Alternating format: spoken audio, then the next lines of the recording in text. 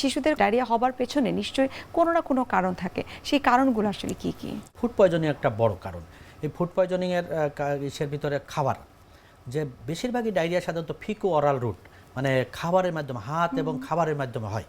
তা এই গরমে সাধারণত যে পানিটা আমরা বিশেষ করে খাই, যে খাবারগুলো খাই, খাবারগুলো বেশিরভাগই মানে দেখা যাচ্ছে যে আমরা পচা বাসি খাবার, স্ট্রিট ফুড, এবং যে খাবারটা বিশেষ করে অনেক সময় রান্না করে রাখা হচ্ছে পরের দিন খাওয়া হচ্ছে, বিশেষ করে হোটেলে, স্কুলের সামনে, এই খাবারগুলো দ্বারাই সাধারণত যারা বাইরের ফুড খায়, শুধুমাত্র বাচ্চারা না, যারা বড়রা, ডে লেবাররা যারা বাইরের খাবার খায়, স্ট্রিট ফুড খায়, তাদেরই এই ডায়রিয়া হওয়ার প্রবণতা বেশি থাকে। নবজাতক বা 6 মাসের পরবর্তী সময়টাতে 1 বছর বয়সের শিশুদের যখন ডায়রিয়া হবে, তখন তাদের ওভারঅল খাবার নিশ্চয়ই গুরুত্বপূর্ণ ভূমিকা পালন করে। সেক্ষেত্রে কি ধরনের খাবার তাদের তখন গ্রহণ করা উচিত? একটা নবজাতক বাচ্চা, বিশেষ করে 1 থেকে 6 মাস, এই বাচ্চাগুলো আমরা বলি যে তারা 6 মাস পর্যন্ত বুকের দুধ খাবে, তাহলে তার পাতলা পায়খানা হয়েছে, তাহলে পায়খানার কি করতে হবে? প্রতিবার পাতলা পায়খানার পরে তাকে স্যালাইনটা ইনশিওর করতে হবে, যে পরিমাণ পায়খানা হচ্ছে তার এই পরিমাণ স্যালাইন ইনশিওর করতে। আমি আগে একটা আলোচনায় বলছিলাম যে তার প্রতিবার পাতলা পায়খানার পরে একটা বাচ্চার ওজন যত কেজি, তার তত চামচ